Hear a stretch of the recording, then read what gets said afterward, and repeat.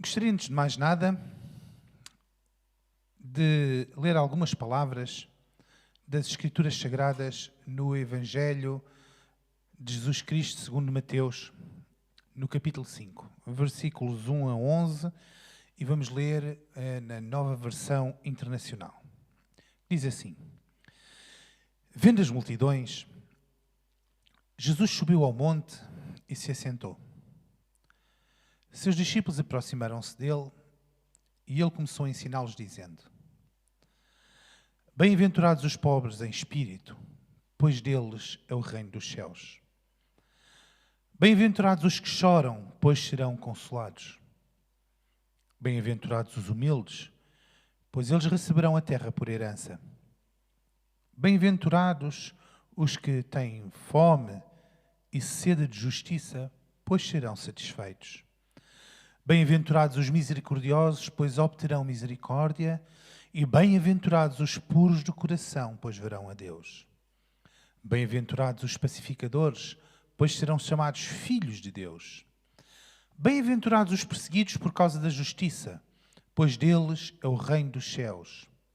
Bem-aventurados serão vocês, quando por minha causa os insultarem, perseguirem e levantarem todo o tipo de calúnia contra vocês. Este texto é a parte inicial do discurso mais importante de Jesus Cristo, nuclear para a nossa interpretação e conhecimento das suas doutrinas.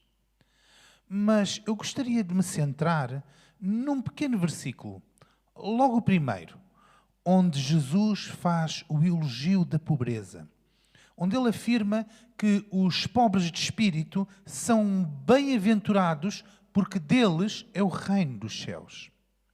Bem-aventurado é uma expressão que significa mais que feliz. Em algumas traduções mais recentes, em vez de bem-aventurado, é usada a expressão felizes.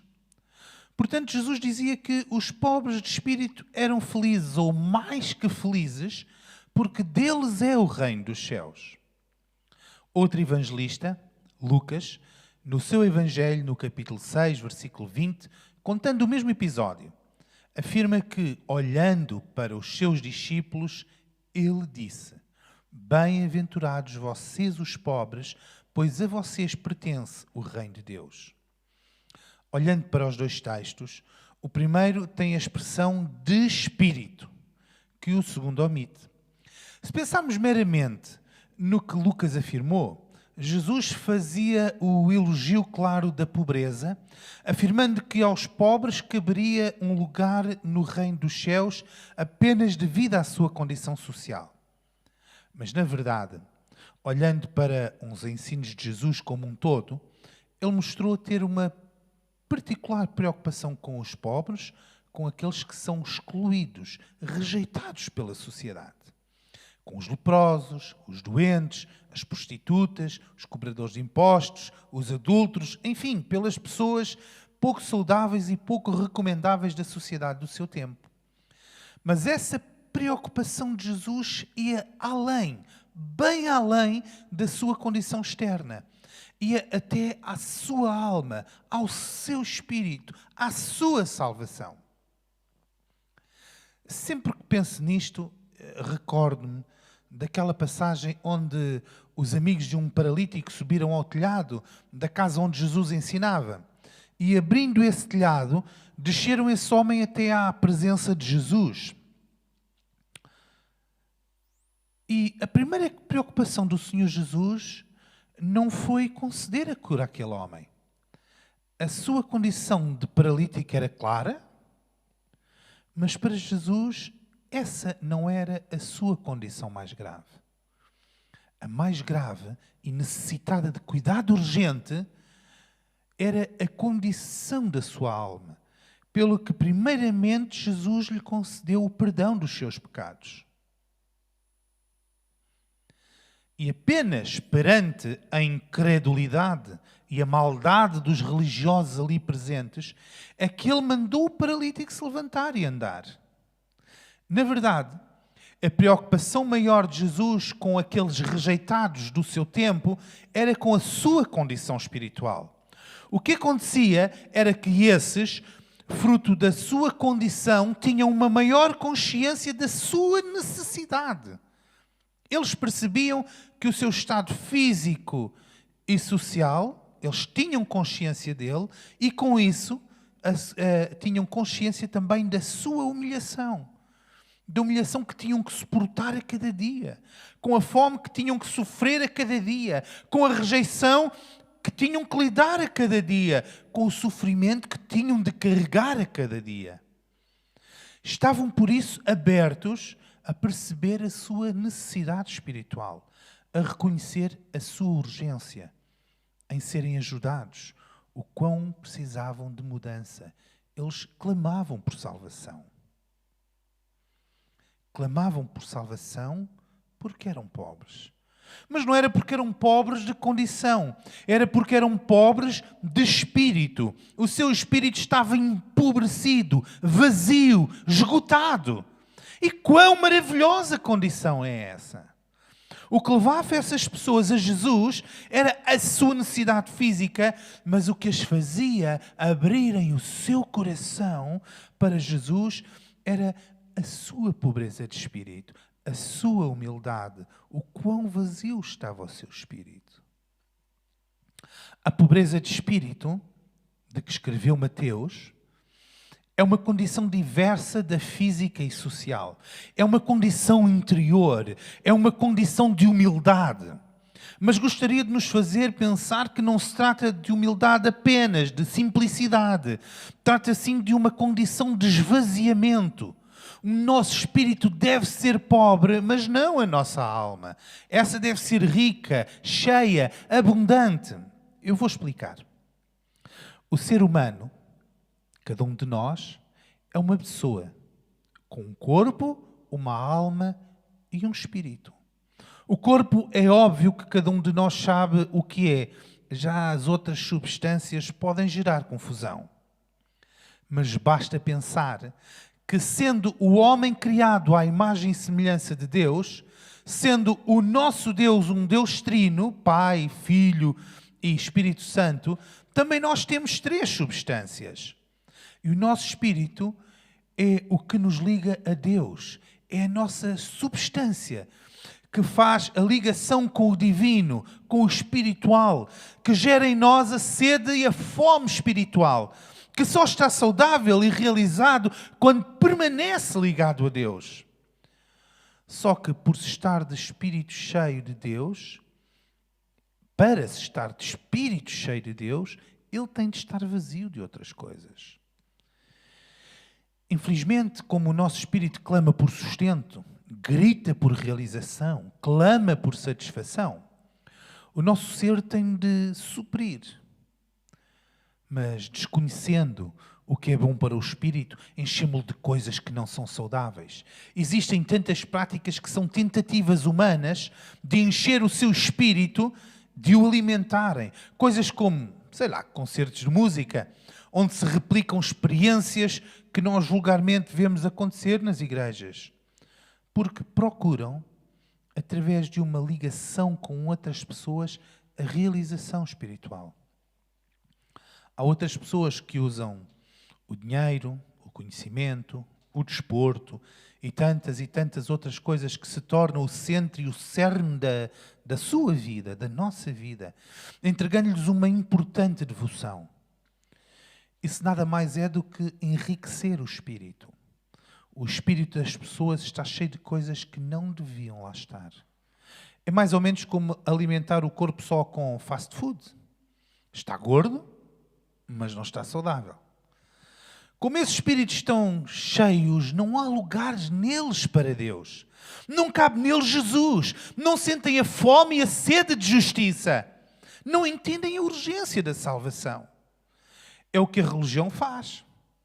O espírito dessa pessoa fica rico de religiosidade e por isso não há lugar para o bom pastor. É o que a cultura mal direcionada faz. Torna-se o verdadeiro ídolo, torna-se a verdade absoluta, torna-se a expressão maior da beleza e por isso não há lugar para Jesus, não há lugar para Deus. Esses espíritos são ricos. Por isso é que os religiosos do tempo de Jesus nunca o aceitaram. A sua religião era a sua riqueza. O seu espírito estava rico, estava cheio. Não havia lugar para o Messias. O mais triste de tudo é que a esses espíritos ricos e cheios correspondem almas pobres e vazias. A alma é a parte de nós que nos define e nos individualiza do outro. Na nossa alma está a nossa personalidade, a nossa vontade, a nossa sensibilidade. Na nossa alma está o nosso gosto, define o que gostamos e o que detestamos. Na alma reside o que somos, o nosso íntimo, e está ligada diretamente ao nosso corpo. Do nosso cérebro, dos nossos sentidos, depende também o funcionamento da alma. Depende muito do que ouvimos, do que tocamos, do que cheiramos, provamos e vemos. E é esta que deve ser enriquecida. E é tão dramático que a alma seja endurecida a cada dia. Somos expostos a estímulos externos, visuais, auditivos, sensitivos, de várias ordens, que nos fazem endurecer a alma.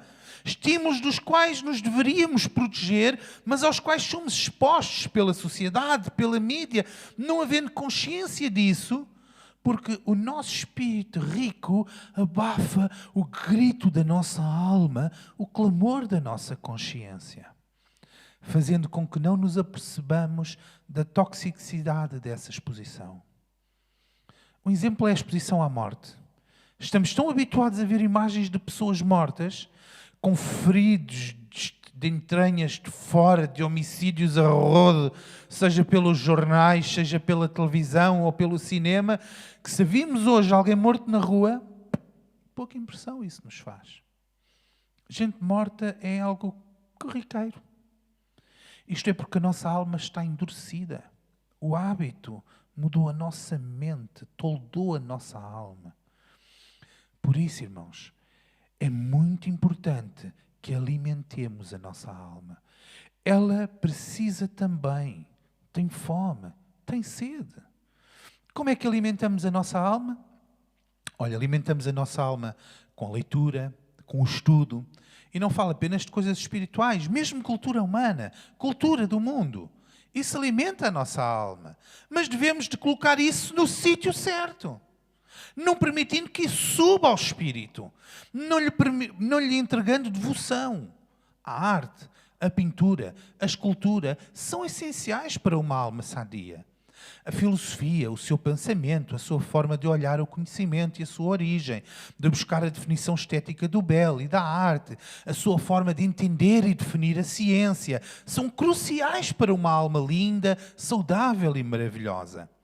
Uma alma saudável é uma alma sensível, que não gosta de violência e crueldade, mas não tem uma sensibilidade que reside no espírito, que é aquela hipersensibilidade, porque é um desequilíbrio, porque se entrega aí a devoção. Se bem alimentarmos a nossa alma, esvaziamos o nosso espírito. E só um espírito vazio, pobre, tem lugar para Jesus. E se é um espírito pobre, enriquecido com uma devoção a Jesus, corresponder uma alma rica, informada, curiosa, pensante e sensível, temos uma pessoa fantástica, um filho de Deus maravilhoso, capaz de influenciar o mundo, de fazer a diferença noutras vidas e que certamente um dia estará na presença do Senhor. Nestes dias, irmãos, precisamos de ter muito cuidado com aquilo que colocamos diante dos nossos olhos. Vamos ter cuidado com aquilo que chega aos nossos ouvidos, com aquilo em que tocamos. Vamos cuidar para que enriqueçamos a nossa alma, guardando a devoção devida a Deus.